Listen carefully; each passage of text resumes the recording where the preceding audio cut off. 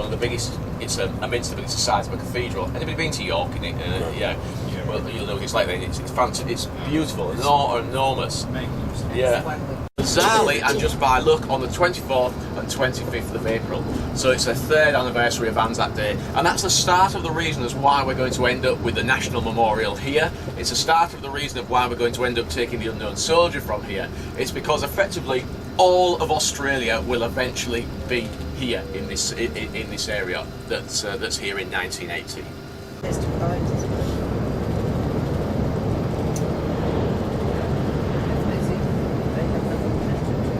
And the village to the right, which is always easy to spot because it's got that funnel type shape, which is a water tower, and then it's got the church spire. Over on the right, that is Villers-Bretonneux. Before that are lots of these little tributaries again. They're being used for the powering of water wheels for mills, because here it's woolen mills. Again, it's the creation of cloth, so for looms, as I say, cloth in this area. So we cross over first the River Somme and then the canal.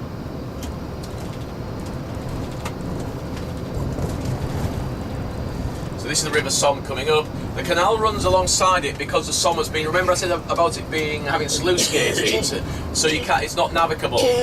So this is the Somme. Cool. So because you can't navigate on the Somme, the canal is always running alongside it.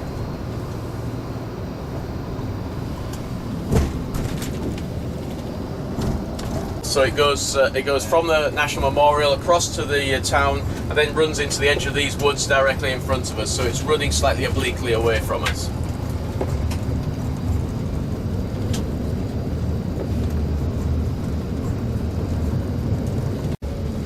I'm just explaining there's a very narrow bridge down at the bottom. If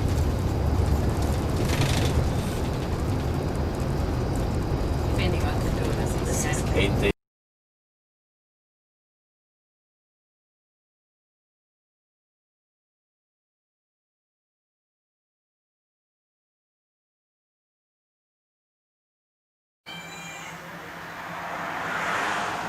This cemetery, yes, it was designed. It was laid out immediately after the fighting had left here for the last time, as it goes that way. Everybody here has been buried somewhere else before. This is a concentration cemetery. So this is a clearance of the battlefields as the fighting then leaves this area. Guys that were buried in little groups or by themselves all over the landscape are going to be exhumed and moved into this cemetery. One of lots of cemeteries that are concentration cemeteries. The one thing that becomes immediately obvious after a while, when you're here, is the layout will become immediately obvious to you, is the layout kind of changes as you walk down. So what you start here is wide apart gaps between the rows, they get narrower and the graves get tighter together. And they started at this end and they were working back. And I think they were actually said, this is how many guys we need to put in this cemetery, this is the area you've got because this is designed. And I think when they got halfway back, they realised that if they kept at this, they weren't going to get them all in. And so there is a definite change. That's only a guess. It could be something simpler, 2 burial parties, different instructions. The first lot comes to work and then goes somewhere else, the next lot come in and they don't do it the same. We'll never know. It's not explained, but it changes. So we're going to walk down to where the Unknown Soldier was exhumed.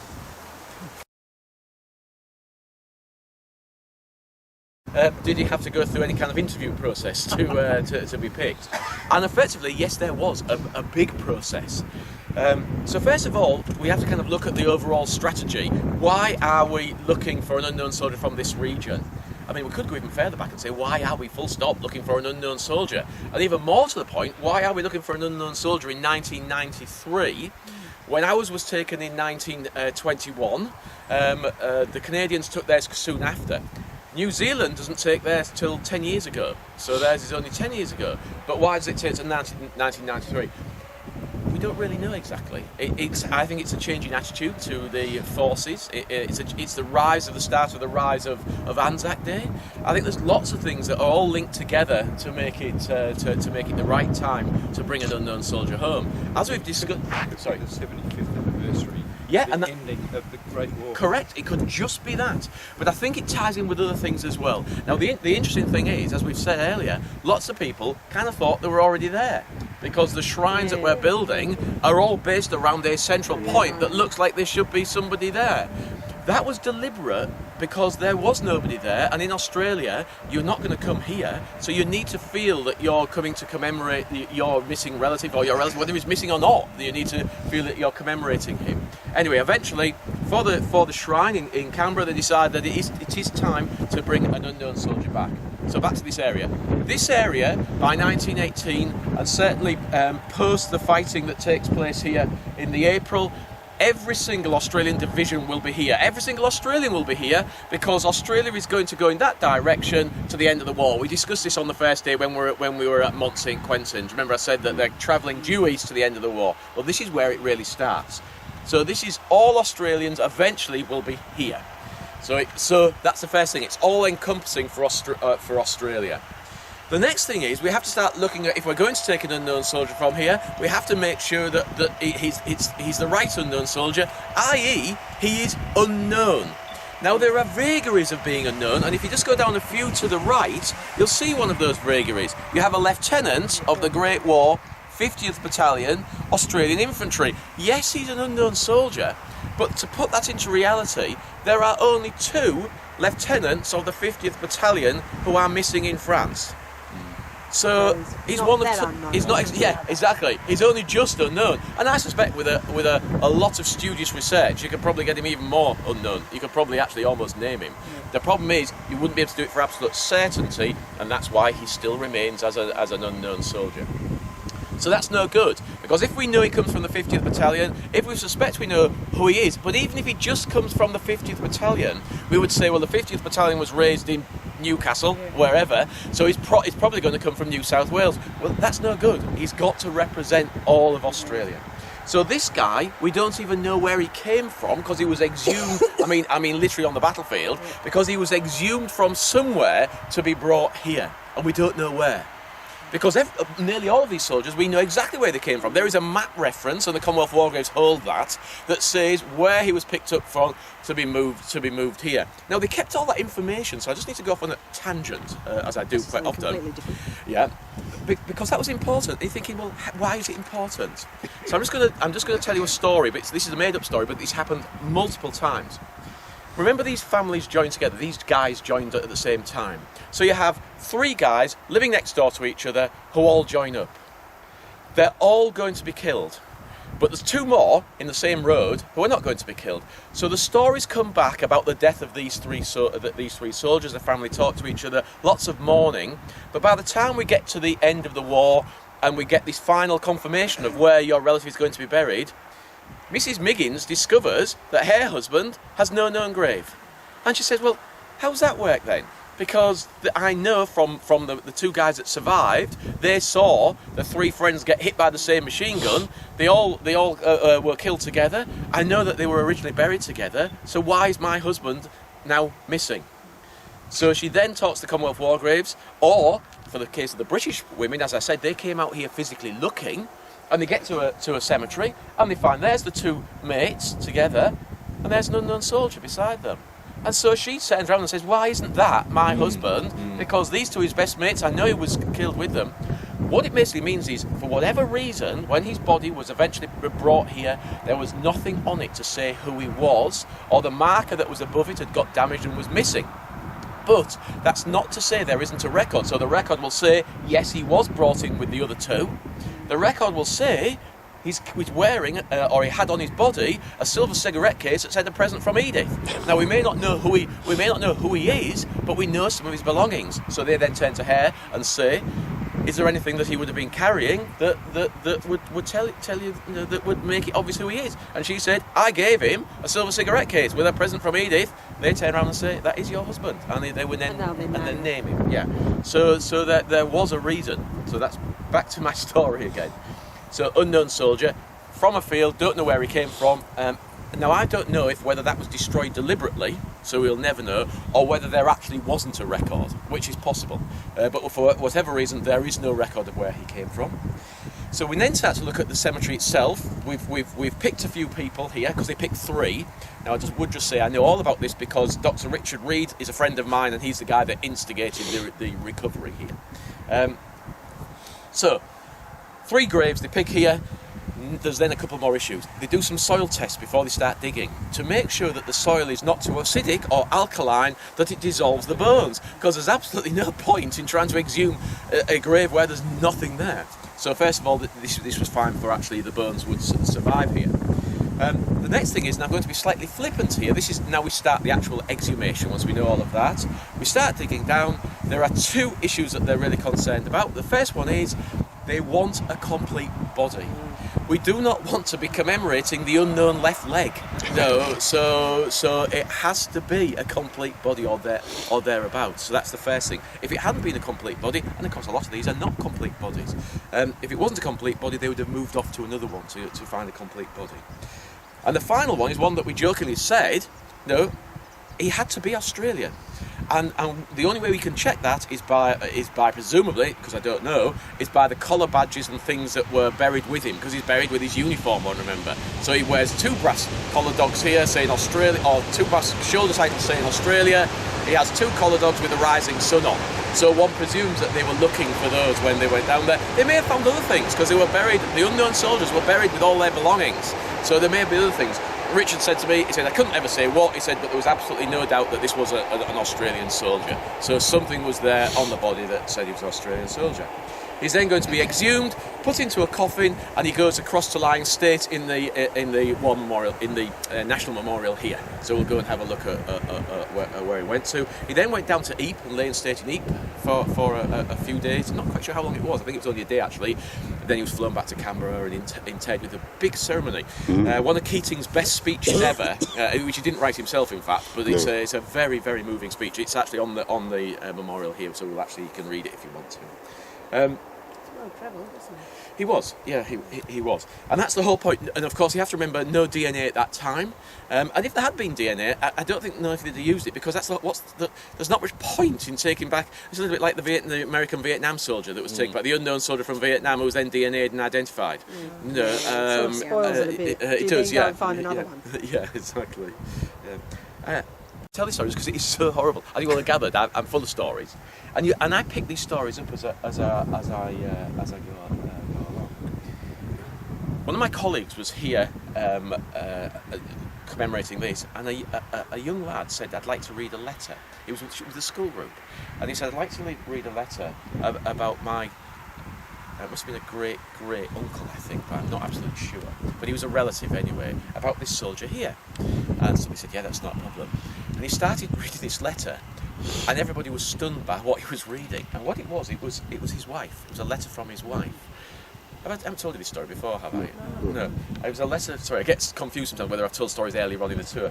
It was a letter from his wife, which was basically saying how she'd struggled with his death. They were newly married, and he went off to war, and he was, which reminds me, I've got the photos, so I found them. Yeah. So I did 2 copies for you. So he went off to war, and gets himself killed. She had suicidal thoughts for years and years, and thought she couldn't go on. But the thing that kept her going was the thought that he died in the war to end all wars, the most important war to end all wars.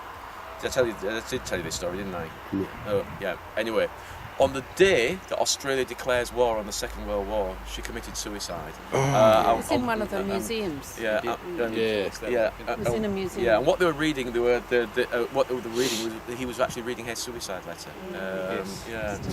Just an amazing, sad story. Of the graves which way they're facing, so you can read them. These are obviously facing the other way. There's a reason for that. These, as it says at the top, believed to be or known to be buried in this cemetery. So you think, well, how does that happen? Well, if you imagine when this cemetery was created, they're having to dig lots of holes. There's mud everywhere. There's piles. There's carts coming in with bodies. And we're not talking about stones here. This is wooden crosses. There's wooden crosses piled up all over as they come in. They're then hammering new wooden crosses, or they're just putting the old ones back up again. And in fact, when we go to the schoolroom, we'll see a picture of this cemetery just after that, when all the crosses, wooden crosses, are still here with some of the school kids from the town here putting flowers on the graves. Very moving picture, very well known in Australia. So at the end of all of that, a guy comes along and he checklist. Oh hell! Oops. I've got 4 missing. Where are they? Well, there's a record of them being brought in here. but there is no headstone for them, and no marker.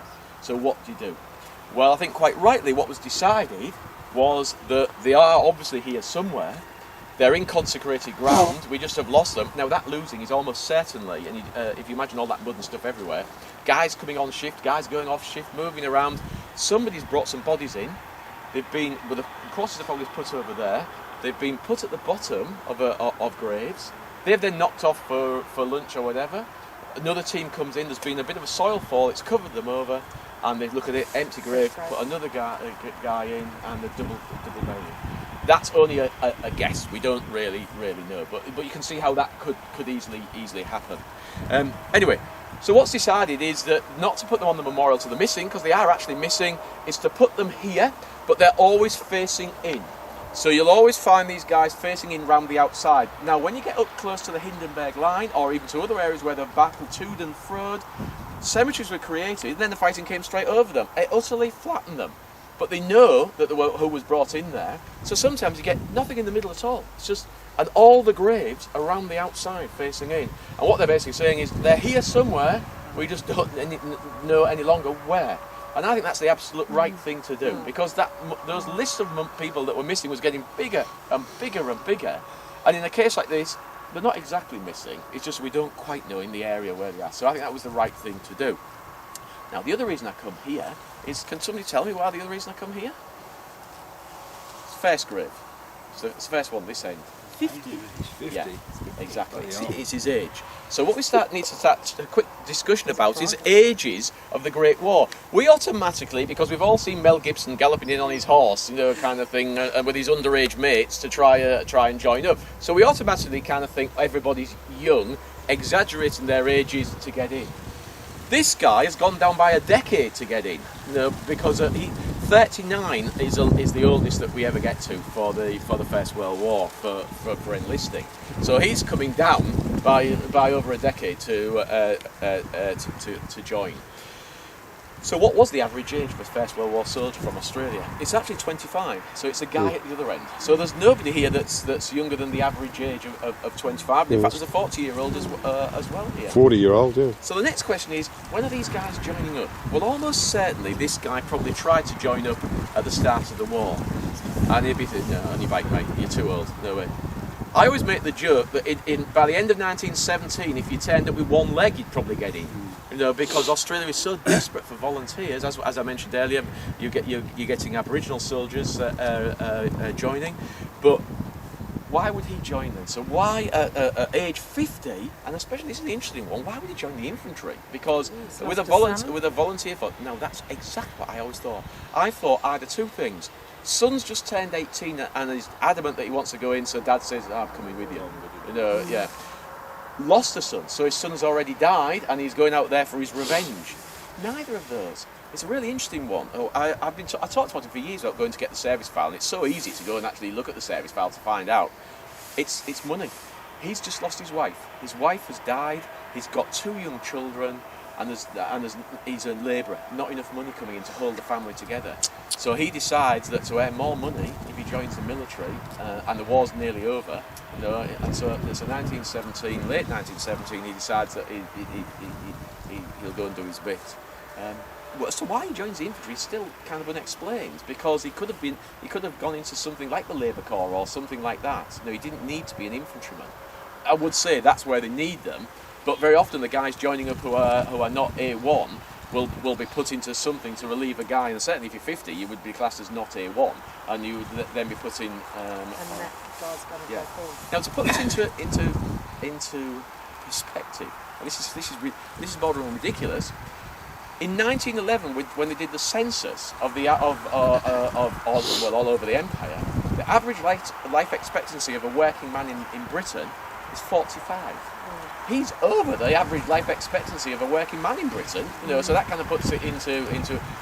In Australia, it's actually 65. It's already 20 years on Brits, and that's lifestyle. It's the woolen mills and coal mines of Britain with and it's mainly lung complaints that are killing people. By battalion. I've had people who've come to me and said, oh, my father was in the 25th Battalion and he was number 36. That means he was the 36th man to join the Australian forces. No. And the first time I heard that, I thought, that just can't be right. Because if you've got people joining in Melbourne and Sydney and Brisbane, how the heck do they keep the numbering going? What number are you up to? No, 3. Okay, this one's number 4 then. You know, it's obviously not going to work. So you are numbered by the battalion you joined. So the numbering starts off from number 1 and it runs through. Now, why do the numbers get exceedingly high? That's because you were numbered when you went to join up, whether you get in or not. So there was probably as many people that went to join, were given a number, but then checked out and said, no mate, you're not going to get in. No. And so it makes the numbers look really high as to why. So this guy effectively is the 3,603rd guy to enlist in the 50th Battalion. But were there 3,603 guys before him serving in the battalion? No, definitely not. But that leaves a problem. If the numbering is by battalion, that's why we were looking before and we've got a letter. Because if they're moved battalion, there's already a bloke with that number in the battalion. So that's when you can always tell when an Australian soldier moves battalion, he has a letter that tells you that. That's our bloke yesterday. And I think if you had to be drastic numbers, and you know, it just shows terrible loss, doesn't it? That they couldn't accept that they were here and they wanted them home. Now, to put that into a modern context, I have a friend of mine whose neighbour lost their son in Afghanistan, and their village cemetery is opposite them, and they had him buried opposite. They've had to move because they couldn't get the mother away from the grave. She spent all their life, got up in the morning and went across and had a cup of tea with him. In the afternoon she went to go and see him. She just never left his grave.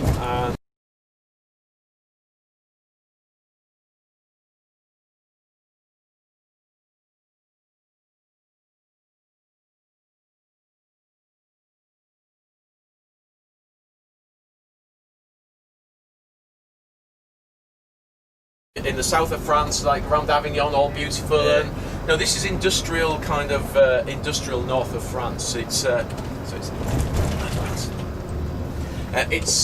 industrial. It's not changed. It's some of it was not destroyed because this is not an area that's completely flattened. You see. I see. It's always been made out of brick because bricks were always the building material here. Some of the houses behind the brickwork would have been wattle and daub and timber frame, but brick is a big building material here. This is the main square, so that's the town hall over there, the Hotel de Ville, and it has kangaroos at the side of the door and always flies the Australian flag, always here. We're just coming into Rue de Melbourne, so this is Melbourne Road that we're driving down. And then we're going to be turning into Rue de Victoria on each side of the door. Yeah. So the connection is with Victoria here. So the question is, since all Australian troops fought in this area, why is the connection with Victoria?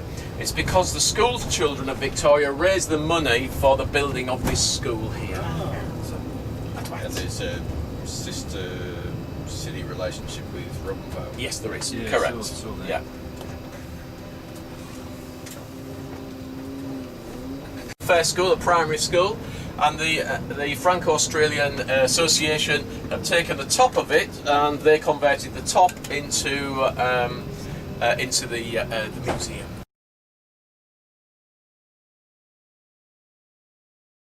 I don't need to say anything here. It explains it well. The only thing I find quite interesting is the fact that it doesn't say the Germans. It says the invader.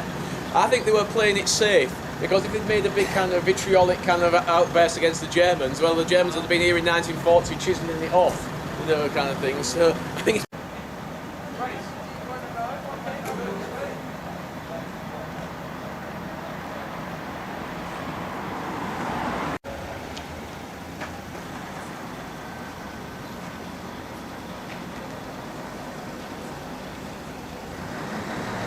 different. It's not what we've been talking about on the Somme or at Passchendaele or at any of the battles on the salients. This was a war of movement, so the destruction isn't total. So I'm just going to show you a couple of pictures just to get it into your mind, and then I'll let you have a look round. To regrow, the soil's been removed, but we've still got the original wooden markers. So one of the things just to quickly talk about are the markers. And they're obviously different. All the markers are different. So why is that? Well, it's because, and I've read this, if you read the war diaries of battalions, you'll read things like, today we are going back over the battlefield of 3 weeks ago, and we are taking our markers that we've had made. And because they've got chippies, and they've got a sign writer, rather than just relying on the little Commonwealth War Graves cross, they've had something more substantial made, which are what these are like here. They're all painted up, they're very colourful actually, if you've ever seen the original one. They're colourful, the battalion patch is in colour, sometimes the letters are coloured. And they will say who wants to go back, and if you know any of the soldiers, you can have just report to the company office, you can have permission to go back with the crosses while we mark our comrades' graves. So, and that's what all those are. All those at the front there are Australian markers that have gone back. The standard marker is this. These are the standard kind of grave markers that you would get if you don't go back and have taken yourself. So it's just an interesting picture to look at, to show that the cemeteries were very different to how we see them now with that standard. It doesn't totally sweep everything away. Now, remember I said that it was a little bit more like what we've seen in the series Band of Brothers, crossing over in that fictional, well, it's a factual account, but using actors. And that's what you'd kind of expect to see if you were looking at photos of coming up from Normandy and crossing the area there. And the tactics that they're using here are those that will be continued and developed into the Second World War. So you can see the Lewis gun.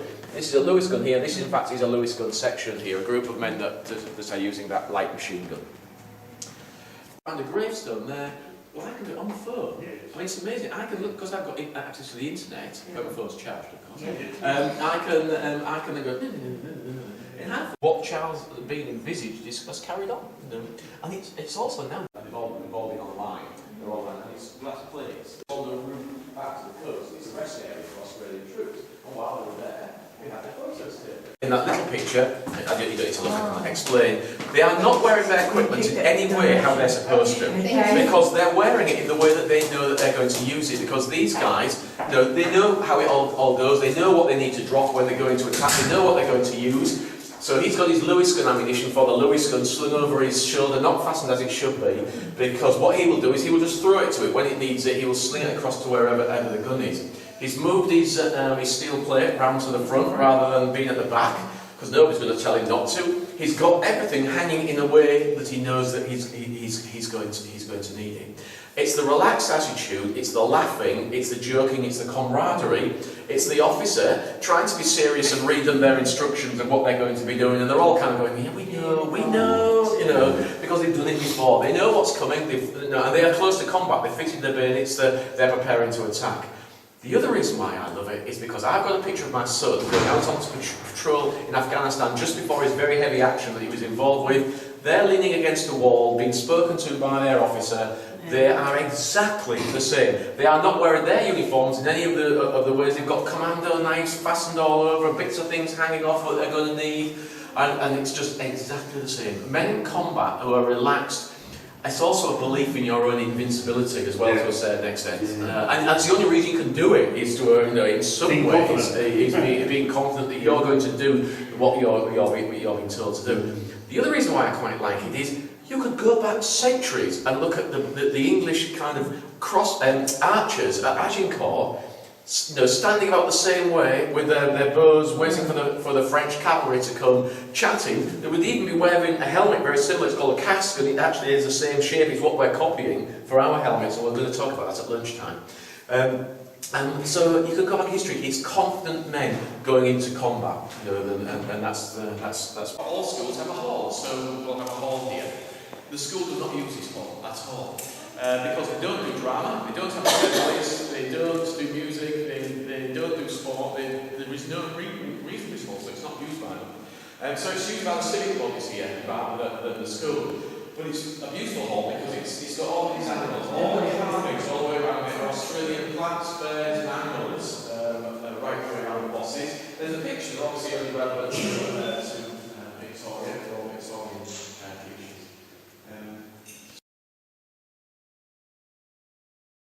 Everywhere for you can go to the playground while there's no kids, so don't go in the playground. Basically, you can't photograph if they're in the playground as well. All the rules that you normally get.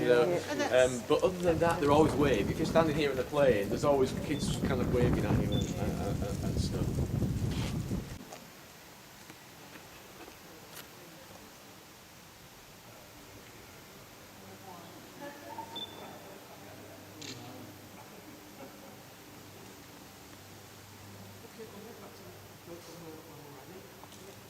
on to the most important site, the National Memorial.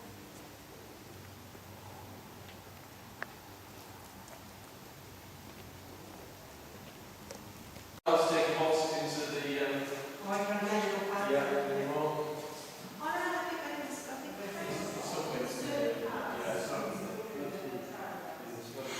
They look at colour. The little boys wearing his hat. Following each other. And it hurt for him, he's a fine looking man. yeah. They make a Yeah.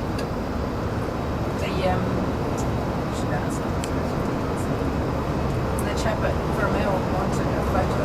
Was that I said, did you want me to put, did they want to be put in touch? We said no. So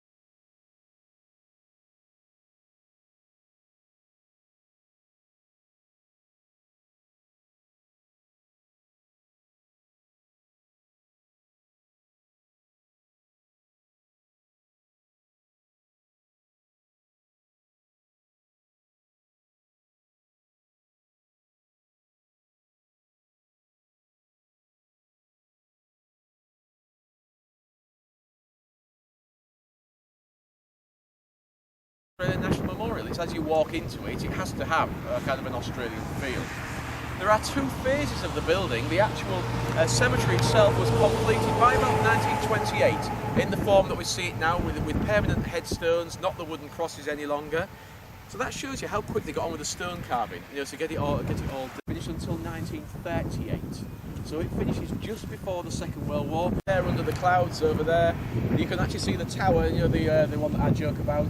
The sauce bottle is on the right-hand side there, behind the trees. And then to the right of it, you can actually see the spire of the cathedral. So it's just tucked in behind that bridge on the right-hand side. So that is what they're defending. It's the nice part of the story. Corby is remembered by nearly all Australians who fought here and survived and went home as a place of safety, a place of your egg and chips, a place of doing a bit of bartering with the women, maybe a place of other things, I'm not quite so sure, which we won't go into. But it certainly was a place of security. It's also where the river and the canal goes through it, and lots of soldiers remember swimming there. They remember swimming in the rivers around Corby, because as the Germans got pushed back as we start advancing, this remains as a place where soldiers are passing to and from leave. They're coming here on rest periods in between rotations to the front. So we have Corby down there, well remembered. Egg and chips, by the way, is the staple diet of soldiers behind the lines. All the farmers' wives could store potatoes in their attics, and they all had chucks in the yard, and they could all knock it up. So it's not about having a restaurant, it's about anybody that has and of course what they're after is that 6 shillings a day. They want some of your 6 shillings a day. This sits directly in front of us, and it's one of the reasons why the tower's there, because we can't see it when we're coming up here. Does anybody know what we'll be looking at over there in that direction? That's the direction Australians are going to be attacking that way. Battle of La Hamel, it's just over that hill, so that tower, from that tower we can see it. Because of what Monash will bring to the battlefield in his detailed planning, his ability to pull everything together, it's what we now call an all-arms attack. It's one of the first all-arms attack. It's so good, it's written up, and it's going to be promulgated up and down the line, and on the 8th of August, I mentioned this again on the first day, 8th of August, a black day for the Germans, right the way along the British front line, or the Commonwealth front line, we are going to be going that direction, all attacking together, and we're going to be reproducing what Monash did a few months before, or a month before. So it's a very important action for everybody, but even more important for Australia. So eventually, when they're looking for a spot for placing the National Memorial, if you put all of those things together, then this becomes the right place to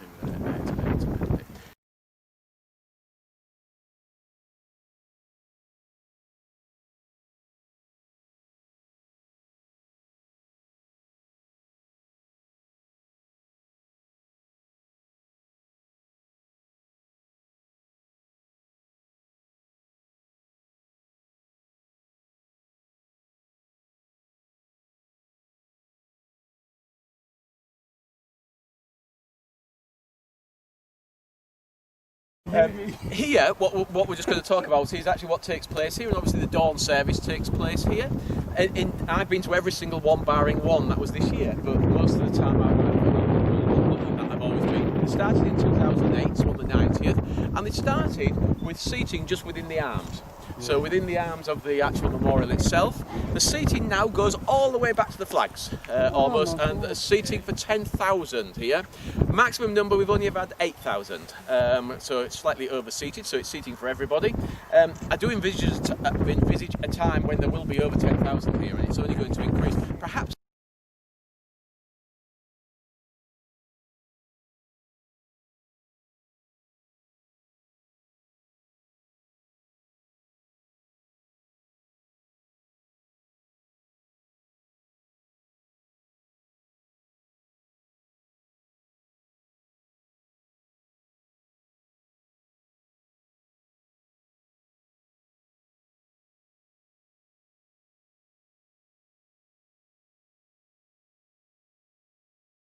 but if you look at the chimney over there on the left-hand side, that is where the Red Baron was shot down. So Baron Voice. These at the top of Yeah, the markers. they are for either divisional memorials or where there's some kind of memorial. So And this one, marking at the bottom. yeah, 4th Division, that one is 2nd Division.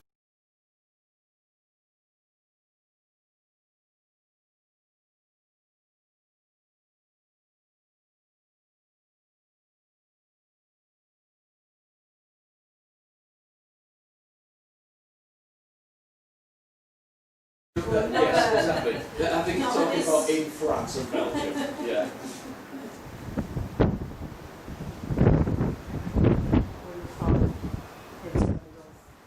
Fallen soldiers, apart from the unknown. And I mean,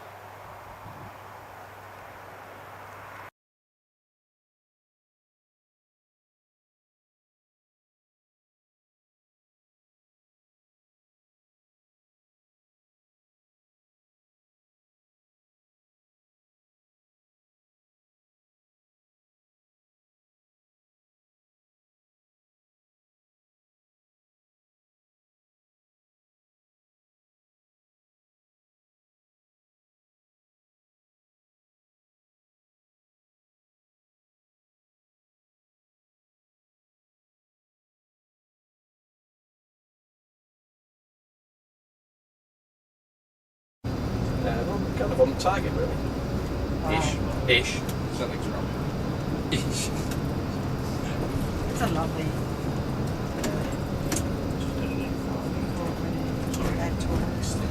Extension, yes. Ish.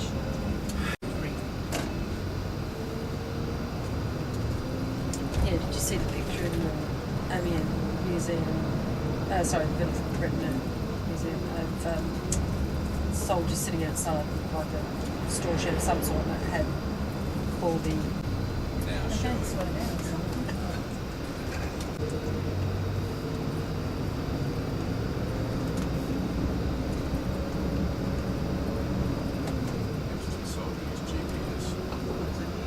From a supermarket, everything is from the chemist. So you can buy lots of booze from the supermarket. Yes.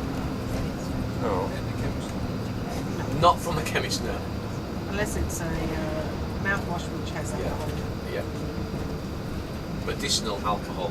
Yes. So this is the Somme Canal again we're crossing. Adelaide. Avec le look. Just for something completely different. Yeah, but we're bigger than Amiens to stop.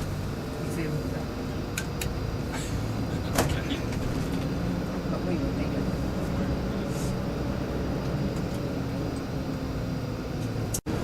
Gosh.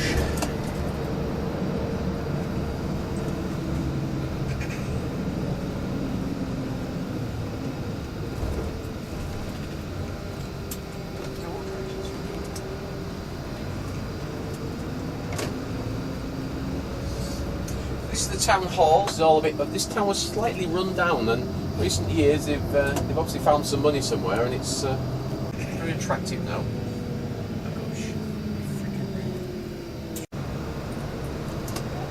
What?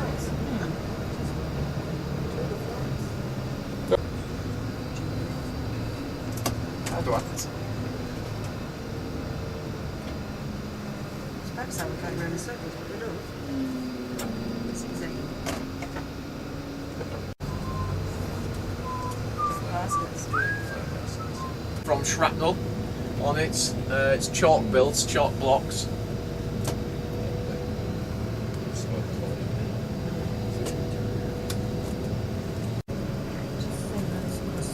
A morning tea. It all at once. Okay.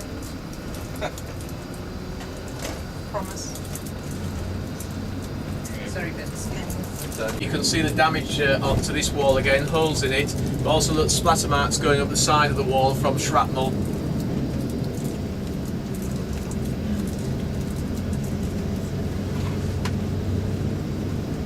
Top damage is weathering, but the lower damage is shrapnel.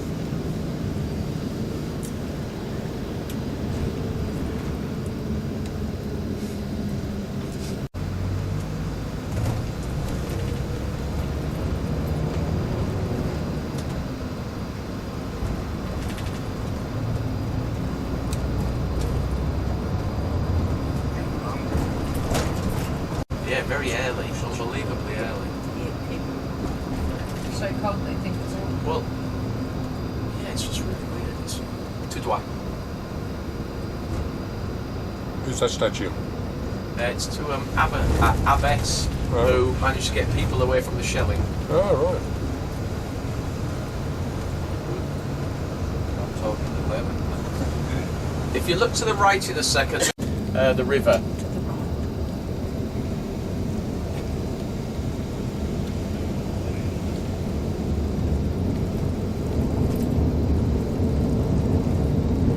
Dip here, you'll get a quick look to the right hand side. I think everybody fairly much agrees nowadays that it's the Lewis gunner, Australian Lewis gunner, that gets him. There's been some debate about which one. I don't think we'll ever know which one, but there's two that fired at him. I tell one of my apocryphal stories again to the to Australian school children. I say if you have a look at the chimney, you can see where his wheels just clip the chimney on the way down. And if you put zoom on your cameras, there's some of the red paint is still up there from off his aeroplane. Keeps them on the toes. Keeps them on the toes. Allegedly, that's the chimney that he clipped on the way down. Oh, I can see some red paint. Yeah. I think. Yeah. It actually wasn't there during the war. It's about a period of holding the line here against overwhelming German weight of attacks, and then the counter thrust on the 8th of August, which will start the end of the war. All takes place for the 3rd Division on this ridge here. If you look across, when we get in line with the 3rd Division, we're actually opposite La Hamel. La Hamel is on the other side of the valley of the Somme, because this is the valley of the Somme. If you look behind you now, you can look straight at it. It's designed to look at it, but the trees have grown up in between now, so you can no longer see it from them. More, but at one time you could. Yeah. This is the 3rd Division on the left hand side. So exactly the same as as what we saw on the 5th Division that was on top of the butt. Yeah. These are Commonwealth war graves. A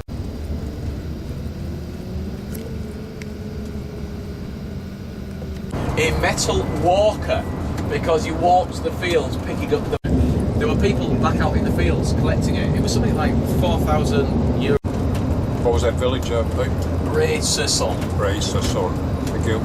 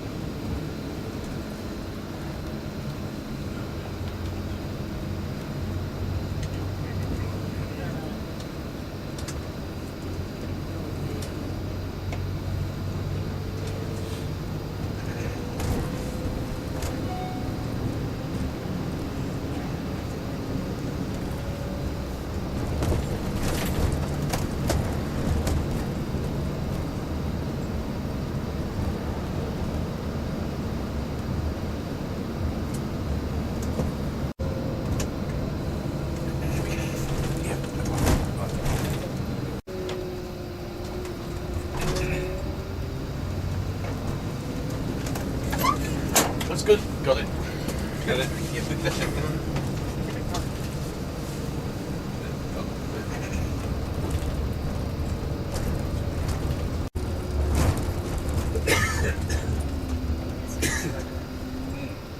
Job that nobody really wants to do. So the entries in the early war diaries in 1915 at Gallipoli, 1916 on the Somme are not good. There's very few maps in there, if any, and the information is not typed, it's all handwritten, so depending on, again, whether the chap could be bothered to write it properly or couldn't, you get a lot of dittos, for the following day, ditto, because it has to be done daily. So it varies considerably. By the time we get to 1918, they're typed in the main. They have maps, they have detailed information about movements of men, they name men by name, especially officers, so he'll be named as to when he died and possibly even how. So it gets more and more information goes in there. And they tip in information, they tip in all sorts. And it was a record, almost for legal reasons, of what everybody was doing, day by day. Just down there, you can see the Cross of Sacrifice down there. Quite famous for a guy that's buried in there. He's called Captain Neville. Anybody heard the name Captain Neville? This is a very odd story. Captain Neville is a British officer. He leads his men on the 1st of July kicking footballs. So when the whistles blew at 7:30, 1st of July, worst day for the British in British military history, going to be 60,000 casualties. Here we're on the successful side of the battle, so this was successful. Sadly not for Captain Neville, but or for a lot of his men. But he was determined that his men would try and get their minds off what was coming, because most of them knew what was coming. And he thought, rather than giving them great big mugfuls of rum, which was what lots of the battalions did, to give them Dutch courage as they went over the top, he decided to issue footballs up and down the line, and he offered a cash reward to the first band to kick a football into the German lines. And so that when the whistles blew and they attacked, they perceived it like a football game, and off they were up and running. It worked. They captured the German trenches. Sadly, Captain Neville and quite a few of the men died, but the Germans were horrified. They thought we were taking the mickey, and they actually sent a message to the Red Cross saying, "We're not taking the war seriously." Northern Highlanders, so this is Adelaide Cemetery. In the wood here on the left-hand side, another group of men who are buried in their attack trench from the Devonshire. We can't see the cemetery, it's in the wood. And they're going to be killed by a machine gun firing from, if you look from front to right, around about 1 o'clock, there's a shrine that sticks up with a hedge in front of it, and it's got a round window. There was a crypt in the bottom of that, it's in a cemetery, and the gun was there enfilading their attack positions as they come out of the wood and attack here. Why it's infamous is A, because we know exactly where the gun was, but B, because the Devons that were killed there, it was predicted by their intelligence officer, who had said that gun will kill us as we try to come out of here if it's not taken out, and it wasn't taken out, and it did kill them.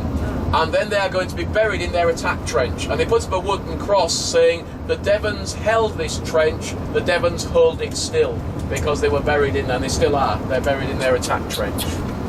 Bloody hell. Just keep you updated on what she's doing at home. No. She's then put, that should keep our guests quiet. You're right. She doesn't know us very well. You're making a No, story no, of the ones in the bed and breakfast. Oh. Yeah. All the real guests. Yeah. We don't want to hear about women's mowing lawns. I just don't think that's women's work. No, it's funny enough, she says that as well. That's the airbus over there, right? It is, yeah.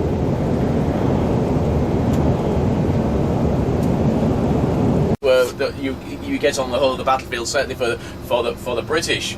As we go over the top, we're going to be looking down on the 1st of July front lines, and they will cross going this way, and it's the frontage of the Battle of the Somme is about 25 kilometres frontage, of which this is the central section. We've just come from the right-hand side, which is the successful side. For the rest of the day, we're going to be on the unsuccessful side, on the left-hand side. So Britain will come into here or the British Army will attack here on the 1st of July. Australians will come in on the 23rd of July, and by then they're trying to take the top of the ridge. So that's where we're heading, up onto the top there, and that is Pozieres. You can see Pozieres Church up on the left slightly. This is a place called La Basselle. This is the first objective for the British troops attacking here.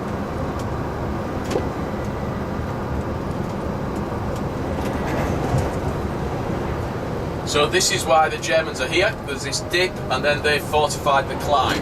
And so they've been here fortifying this, sorting it out since August 1915. So they've had 1914. So they've had an opportunity to dig their tunnels, to create their fields of fire. Their interlocking and overlapping fields of fire are what we're going to face here as we attack, literally here. So this is where we're going to have our terrible casualties on the 1st of July, or one of the whole frontage, because that whole 25-kilometre front, 7:30 in the morning, we stand up and move forward. At a walking pace mainly, get mowed down by German guns that have not been destroyed because they've been so deep under the ground, they just could have brought them back up to the surface again.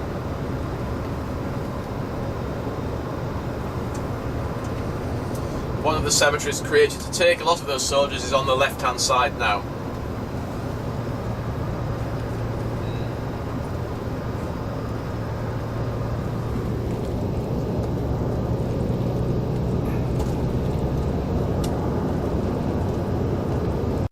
Landscape.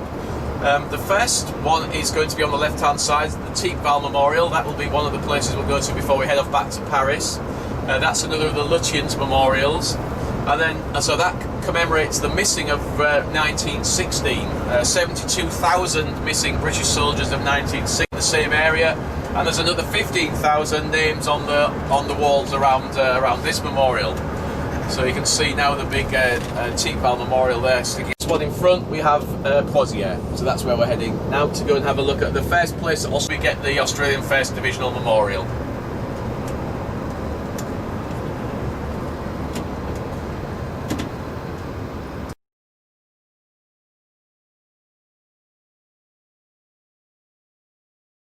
Graves. Very few Australians that were killed here have known graves. I'm going to explain.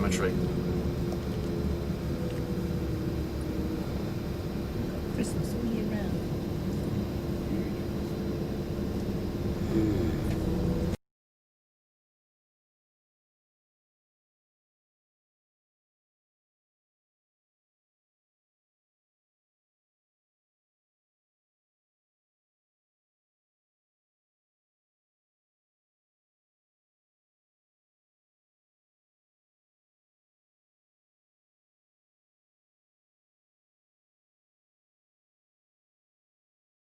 So with a bit of luck, because the lorries are here, we might possibly see them. Agush. Yeah, Skinner's Horse is an Indian unit.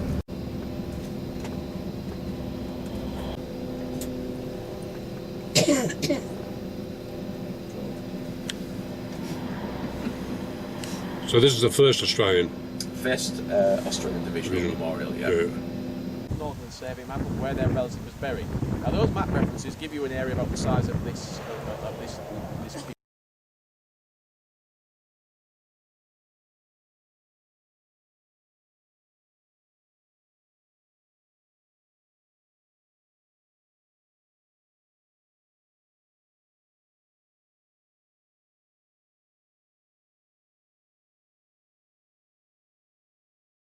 so many that a lot of the soldiers who have graves here have the date 23rd/25th of July, because nobody was left alive to say which day during their occupation of the village they died. And in Charles Bean's official history of the fighting in Pozieres, there are some unbelievably moving stories about men fighting here, and certainly about the state they were in as well when they came out of the line.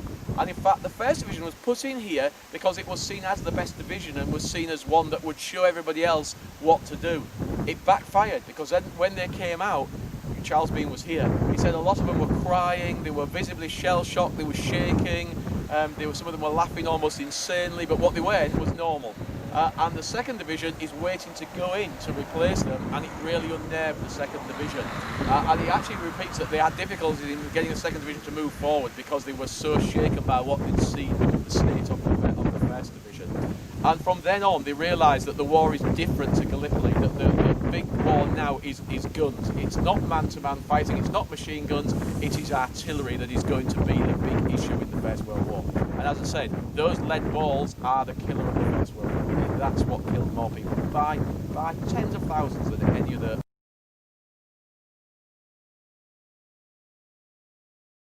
hang out going that way, we're going to head to lunch. When we've had lunch, we'll come back out this way, back up to the motorway, and we'll stop on the final point on the way out. Think about it. If you think of the number of missing and the number of people that fought up here, and the number of times that people just lived here in the soil and everything, when you take a shovel, I'm not exaggerating, if you take a shovel and you dig anywhere around here and you start digging down, you don't always find people, but you could do. But what you do find are tin cans, glass bottles, bits of barbed wire, live munitions. It's just everywhere. You know, below wherever it's, you have to go below where you're ploughing. Yeah. If you drop below the ploughing. For an example, my friend owns a tea room that's closed at the moment in the next village. He dug in his garden to create a new septic tank. And a septic tank is about the size of a whole of a domestic car. He dug that 5 Germans in that hole. Just extraordinary. I dug in mine, didn't find any bodies, but when we put a septic in, but 2 4.5-inch live howitzer shells were in there. But what was stranger, I had my time team trowel ready because I wanted to kind of be the amateur archaeologist and have a look at what was going on down there. Well, by the time we got to a hole that must have been 15 foot deep, it was still all over the shop. There were beams sticking out, there was smashed timber, there was soil, there was nothing archaeologically you could follow because it was still all chained up. Yeah, bits of the old house that used to be there. You know, and then back to the original talk, right at the start, we talk about foundations. No wonder they had problems with foundations. You know, when you're 15 foot down and it's still all over the place, you know, it's...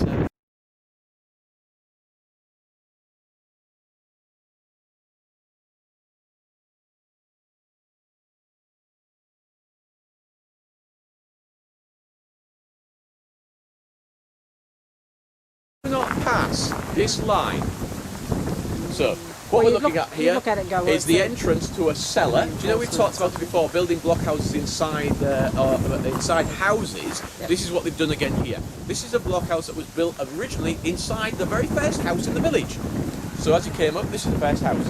So ideal for building something in that you can see what's coming up, and that's exactly what it's for. So here it wasn't for machine guns against face, it was for a man with a telephone where the cables go underground, go back into the village until the field guns went to open fire because they're getting close. So it's about controlling guns from this point, which is also why it was an important point to take. So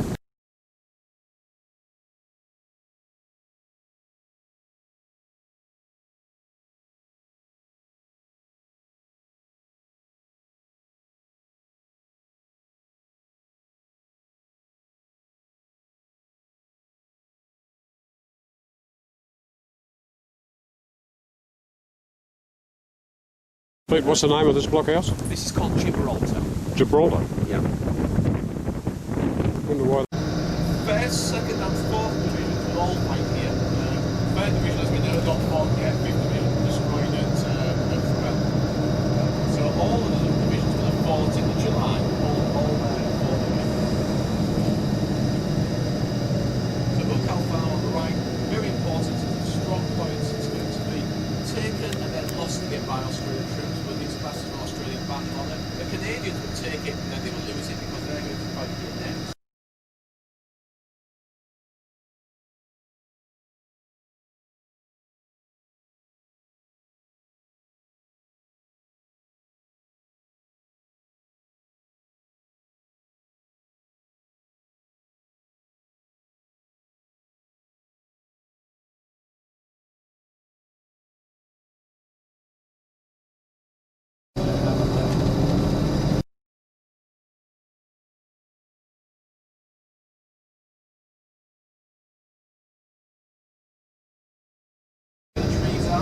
So undertunneled and undermined that no foundation you put them. So it's part of OG2, Old German Line 2. It always makes me smile that. Australians very cocky. They're about to attack it, but they're already called the OG2, the Old German Line.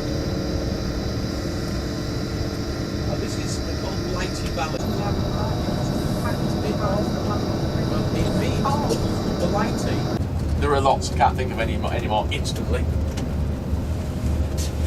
Patio. So this is Blighty Valley just here? No, it just been... No, we're through it. Yeah. Okay. This is the Thiepval Ridge. Thiepval Ridge. Yeah. Tried to take this on the 1st of July, coming up from the other side.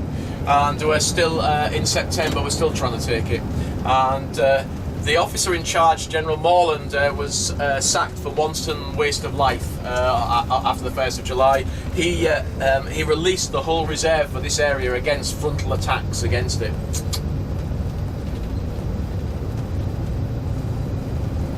Land. As we then go up the road on the other side is where we're heading into a place called the Ulster Tower on the right. The British front line is the edge of the wood, literally. And the German front line is about where the cemetery is upon. It's a little bit forward of that, but it's up there where the cemetery is, called Mill Road Cemetery on the right hand side. And the Ulster Tower is again, which is where we're heading, is just the German lines run right behind it. So we're dropping on this sunken road, because this was a sunken road, was actually in no man's land in between the two.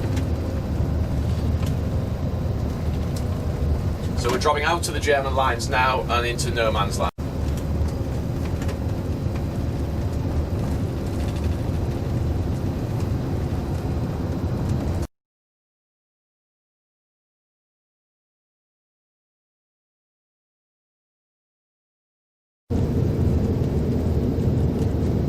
There's lots of preserved and archaeologically dug trenches here. They've done a lot of work on the trenches here. That's a fascinating way to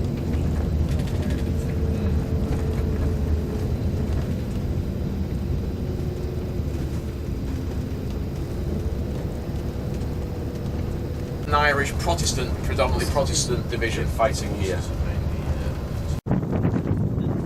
These woods are the edge of the British line.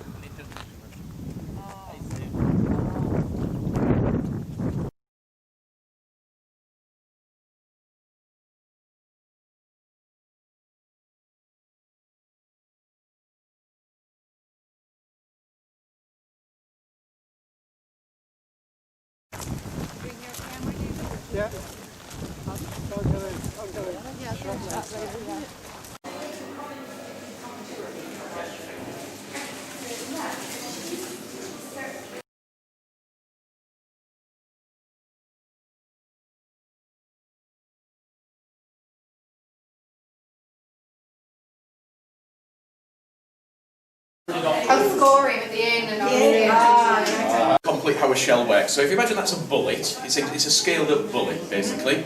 The field gun that fires this is the field gun that you see at the Queen's birthday parade. So the one that fires the umpteen gun salute. So what do? Well, they're going to put this into the barrel of the gun, literally, into the barrel. Two things are going to happen. There's going to be in here, there's going to be a pin that hits the bottom of it when you pull the lanyard that fires it. There's a cap in there that's going to explode. This is full of cordite. It's actually in strings of cordite. So that is going to convert into gas, and it's going to thrust this bit, the damaging bit, up the barrel. When he reopens the breech to take put another shell in, basically that will be ejected. So that's ejected. That can be refilled 3 times before, and it goes back to England to be refilled before you have to melt it down and completely start again. So then we get this bit, which is the flying through the air bit. Now this is a British shell, 18-pounder. It's because of the weight. What's it full of? It's full of ball bearings. How is it going to work? It's going to work because, I'm now going to change to a German one, so you have to imagine that we're still talking about that one. In there is a timing graticule, so you can alter the timing. The thrust of it going up the barrel as it goes up the barrel, it's very simple. There's a lead weight with a pin in it, and as it goes up, the force brings down the pin into a detonator cap, just like a cap gun, that sets off a burning fuse that runs round and round in here. Now these things travel about 3 miles is the maximum of that one that it can travel. One that my assistant here has got. It can travel 3 miles. Is a maximum range. It takes about 25 seconds to travel the 3 miles. So that gives you an idea of how quick it's travelling. Anyway, so the burning goes round until it goes into the middle. When it gets into the middle, it hits another flash pan, and that flash then goes down here. The only explosive charge in all of these is just that little bit there. So people imagine these are completely full of explosives. They're not. Explosive charge in there, it's called the burster charge. This is like the piston of a car. So the burster charge explodes, again converts into gas. This is thrust out of here at hundreds and hundreds of miles an hour. In this shell, this is the standard size, the standard British and German shell, there's 380 ball bearings inside that. What's going to happen is, as it's thrust up here, this strips, so the brass bit strips. So if you're very unlucky, you get killed by the brass bit as it comes flying out. Followed rapidly by 380 ball bearings, all going to come out the front. So I now need to explain why that is a good thing, not a good thing for the person it's fired at. This can explode above your head. If you're a British infantryman attacking, that's exactly where you want it to explode, because it's going to blow its ball bearings out this direction. And the nearer it is to you, as in firing, blowing down like this, the nearer that ball bearing wall is going to be, because it's called a creeping barrage. Because as I move forward, so I'll do it from here, as I move forward, these things are moving forward at the same rate, and they continue to explode above my head. So they do that by judging how fast I'm moving and how far away you want it to be sweeping the ground. And that means if you get it right, so the infantryman, it's normally about 40 paces in front of you in reality where the ball bearings are sweeping. So if a German gets his machine gun up above ground to try and kill you, he's only got 40 paces to come up above ground, and that's too short for him to get his gun operating. So by 1918, this is working perfectly. We have creeping barrages that are moving forward at the same speed that the infantry are attacking because of this. Because effectively what this is, the simplest way of looking at it is, it's a flying shotgun. This casing does not collapse, it does not split, it just forces all the ball bearings to come out, and it's called a cone blast, and it comes out like that. In front of it, you've got high explosive shells. Now these look exactly the same as a high explosive shell, but what it's got what's called a graze fuse on it. That means that it either hits something square on, or it ricochets. It's still going to detonate. Now that has explosives right the way in the middle, but it's only a very thin runnel, so it's literally not much thicker than that pipe. But it runs right the way down from top to bottom. When that detonates, it makes an enormous bang and a big hole, and it sends out red hot shards of steel that go everywhere. But that's designed for hitting the ground, and it can burrow under the ground before it detonates. They've got slight delayed fuses, so it makes big holes and it destroys underground positions. Now that's a bit further away because those go everywhere when they go off. But it's still creeping forward at the same time. With it, just to put it into perspective, the Villers machine gun, the heavy machine gun, by 1918 is also firing barrages. You've got lines of machine guns, and they are firing a bullet barrage, which is moving forward exactly the same. So you've got potentially three kind of types of weaponry crossing the same ground in front of the infantry to protect them as they're moving forward. So it's part of the technology. Now these things go to huge sizes. When they get bigger and bigger, obviously you imagine, if you're trying to get all the ball bearings out of this little gap, when you've got a shell that's literally that big, it's not going to work. So you have shear points on the shell that split the shell in half so the ball bearings can still come out. So this is part of very much part of the battlefield is this. Dennis, do you remember when you found that little bit of brass? Yeah, that's it. It's that. So it's from the base, because what this is doing, this is actually, as it goes up the barrel, this is just a smooth band of copper. It's actually copper, not brass. As it goes into the barrel, it keys into the rifling of the barrel, which causes it to spin. Because this, to go accurately, has to be spinning as well as moving forward. So that keys into the rifling on the barrel that spins it. When it detonates, of course, that goes flying off in pieces when you get a high explosive one, which is what you picked up. Is this making a noise through the air? Yeah, it did, yeah. Even more of a noise is when, you have shells, and it's not an exaggeration, you have shells now that are going to be as big as that chair going through the air. But they'll be high explosives, so when they detonate, you get jagged bits of steel that are like that.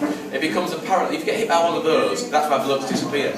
Why we do get missing that are missing. You get hit by one of those and you just blow to pieces. There's nothing left of you when you hit. But it's travelling at hundreds of miles an hour and it's spinning, and so it doesn't do you any good at all. I picked them up out of the fields, great big lumps of jagged steel. They're still razor sharp. We're talking 100 years on. You pick them out of the ground and they've still got jagged, razor sharp edges to them, and they're kind of like that. Got them around the garden, haven't we? So, I've got the only one that's got a shell wall that's made out of shells. Not seashells. I hate to add ones that are not live. It's not a good thing to build a shell wall. And barbed wire pickets as garden displays and helmets. Is there anything wrong with it? Everyone have that? Perhaps not in the area. Yes, no, not in kind of rural Australia. It was seen as weird. Now that's an interesting thing, isn't it? You do. When I picked up that 4.5-inch howitzer, it's about the size of this. It was in my garden, dug up when they're putting in. Now most people, if it was in Australia or in Britain, there would then be a 50-mile exclusion zone. I just picked it up and moved it to the side of the lane for the demonage that will come and collect it. And all they're going to do is put it up and put it in the Land Rover and drive off with it. Because so long as you don't do something stupid, as the scrap merchants were doing, which were trying to take this off or the brass off, and then to try and take both off, that's when you have kind of issues. So I'm just going to take this back. I'm going to show you one more weapon before we move off. They're in the ground. You could be killed, Balnoy. Yeah, good response. So joking apart, Where are they? we're joking apart when we've been gardening. Seriously, we found hand grenades. Look, Sarah. You get, instead of finding stones, you find hand grenades. I've found loads while I've been gardening in the garden. It's quick little story. When my daughter was very young here, we went through all the different types of grenades, and I gave them a talk on it. If you walk in the fields or looking, do not touch all of these. Well, the kids, when they were small, used to go out in the fields looking for buttons and things like that, and they come back with backpacks full of shovels and all sorts of things they found.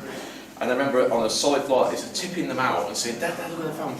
And then chasing something that's bouncing across the floor, ding, ding, ding, ding, ding, ding, ding. She goes, look, I found something that looks like an egg. And I said, you know that list that I gave you? Add that to it. That is called an egg grenade, and it's a German grenade. Oh, so you hadn't actually spoken about that? An egg. No, I hadn't found it. But that was the first one we'd ever found. So yeah, put it on this. So what's this? Well, this actually is one of the other things that people bring in on a regular basis to our house. And they normally say, Pete, I've got something in the back of the car that I don't know what it is. I want you to have a look at it. And I don't even have to go out. I said, does it look like an exhaust pipe of a Mini? And they said, it does. I said, could you take it back out into the field where you found it? But it's a Stokes mortar round. This is a Stokes mortar. And so this is the high explosive round from a mortar. There's a shotgun cartridge in the bottom of that. Those are where the flash comes out, and you put donuts of explosives on there, and you drop it down the barrel of a mortar. And bang, off it goes out. And it's got an inertia trigger here that drops this pin, which means that that arm then scrapes on the barrel as it goes up. As it leaves the barrel and takes off, that twangs off. So this can have, I think I mentioned it, the trajectory of a flying kind of trajectory of a brick. It doesn't matter because it's going to go off because of that. So this is one of the greatest inventions really of the war was these. They can also, as we develop more horrific things, you can put mustard gas into this in a liquid form. You can put white phosphorus. You can put high explosive. You can put ball bearings. You can put all different types of. So there are all different variations of this. When you get the timings right, you can have them exploding in the air, on the ground, just whatever you want. So this was a clever invention during the Great War. I've actually had an Australian family who their relative was killed by the detonation of one of these as it left the barrel. It killed the whole crew. And I took them to where he was originally buried with his crew by the mortar pit, which was very easy to find. We then went to the cemetery where he was buried. And then I told them something that was absolutely extraordinary. In doing the research on him, I discovered that the mortar had been kept by the Australian government, had been taken back to Australia to find out why it had detonated, and was now in the War Memorial in one of the cabinets. And it looks like a banana. It's gone like a banana at the top as this thing kind of cleared it and then detonated. So I was able to say to the family, apart from all of that, would be able to do that. I said, if you really want to see what killed him, it's in. You can't say this very often. It's in the War Memorial. So, and I hadn't been at that time, and I went later with Sarah, and we saw it, didn't we, in the War Memorial with his name on it, saying, and he gave a list of the crew who were killed when it detonated. Did they find out what went wrong? It would just be something to do with this, something to do with the timing in this that meant that instead of it being timed, it just as it cleared and the arm went off, it detonated. Yeah, so it was just. There's no point in taking it back.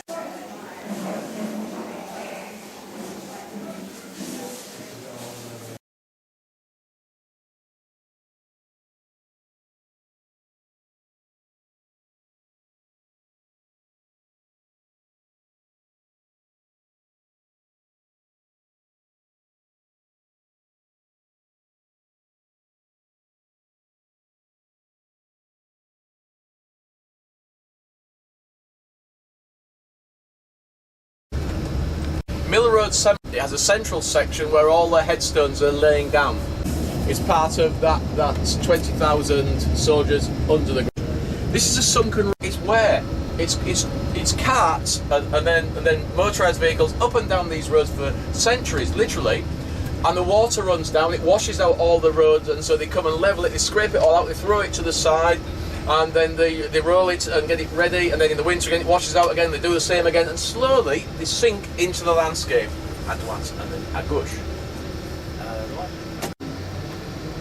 And then à gauche. Time when the fighting is going on over there with Australia coming from right to left, attacking to try and take the ridge, because the highest ground here is on our left, then the Germans are still holding this position here and will be for another month really.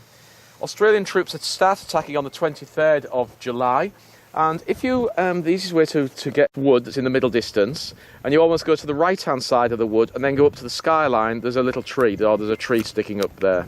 So not quite the last group of trees, but it's above that wood. That is where the 1st Divisional Memorial is. So that's where we stopped to look at the 1st Divisional Memorial. If you then draw a line from that memorial to Moocow Farm, which is where we can see it quite clearly, we drove past, then if you draw a line up to the windmill site, which is where the radio mast is, on the way out when we go to join the motorway as we leave here, we're just going to quickly stop there.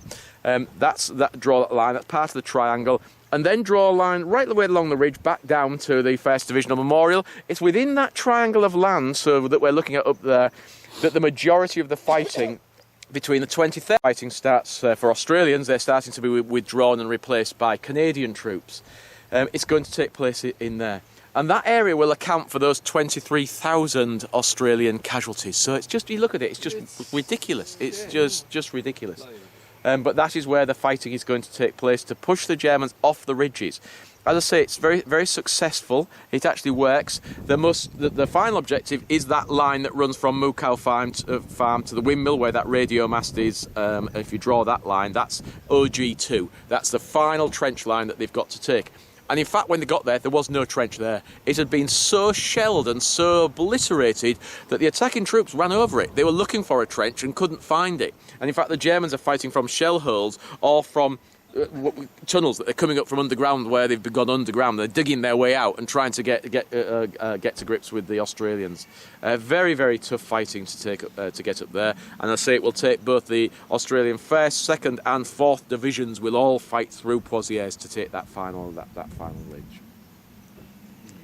By the British in the September, the end of September, and it's taken with the use of tanks, because now tanks are part of the battlefield, but also a change in tactics and the arrival of the creeping barrage. Because at the start of the Battle of the Somme, we didn't have that creeping barrage. That is going to be developed during the Somme fighting, and we are going to go into night fighting, which before the Somme battle we don't night fight either. All our battles are done in daylight, and we change night. So it's a very good indicator that even during that Battle of the Somme, that the tactics are changing considerably, and it's how we're starting to get some success here on the battlefield.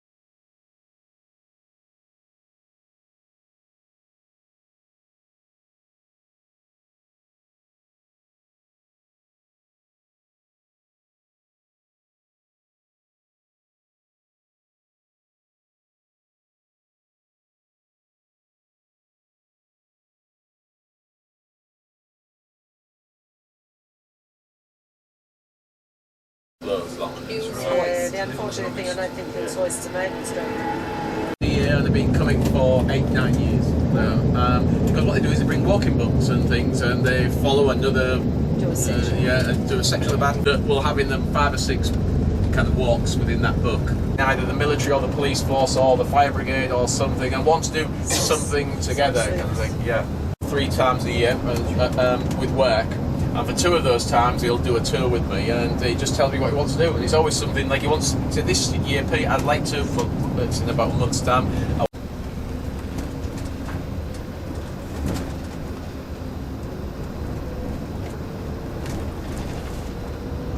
Or they force the gas them, or they pump gas down and they force the Germans to evacuate, basically.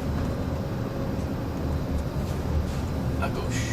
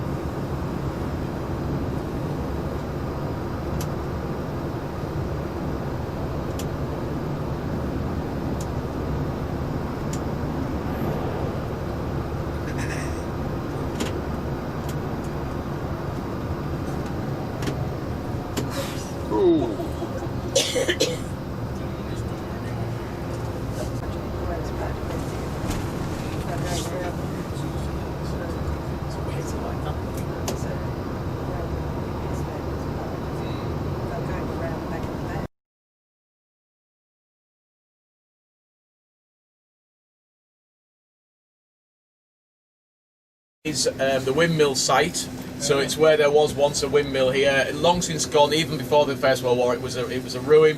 What the Germans are going to do is they're going to fortify it, because it is the highest point on the Somme battlefield. So they're going to fortify this so that they get that vision over there. The line will run across to Moukal Farm, which you can see in between the 2 flagpoles. You can see Moukal Farm in the woods there.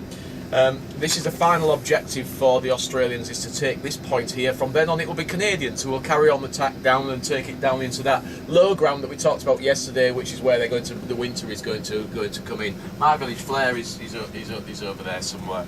We'll finish, and it's that village behind us that we're going to turn around. We're just going to go back to the village. The terrible cost to get up here.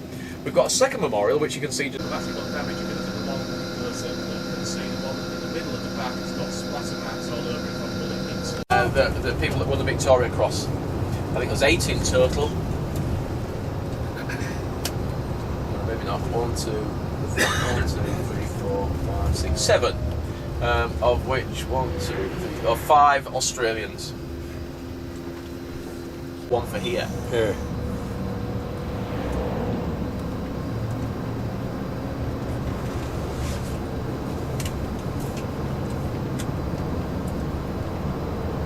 Yeah.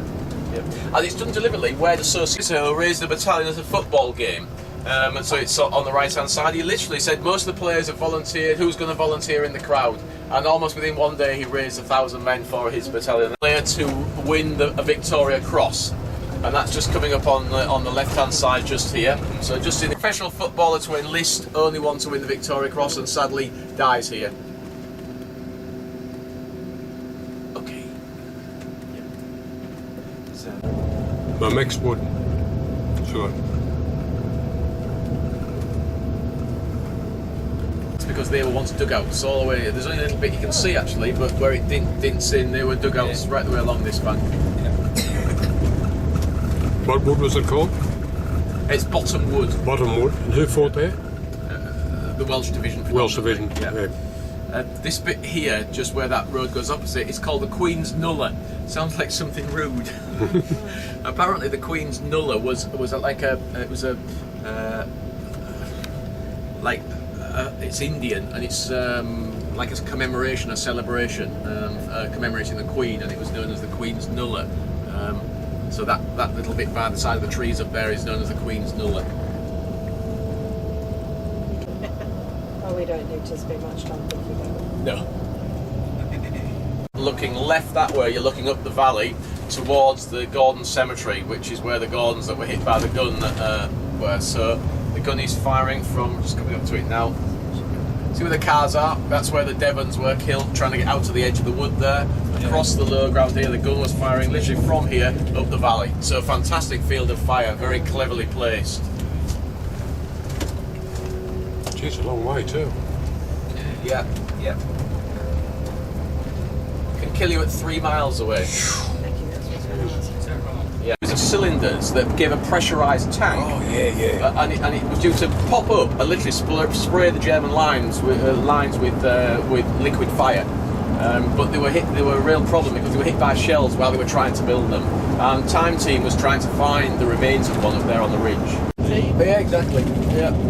As far as you can see over there, right the way almost to the wind turbines, that is Australian territory, all moving in this direction, moving towards Mont St Quentin and Peron, and then eventually St Quentin and then finally the Hindenburg line. So that's the river down there.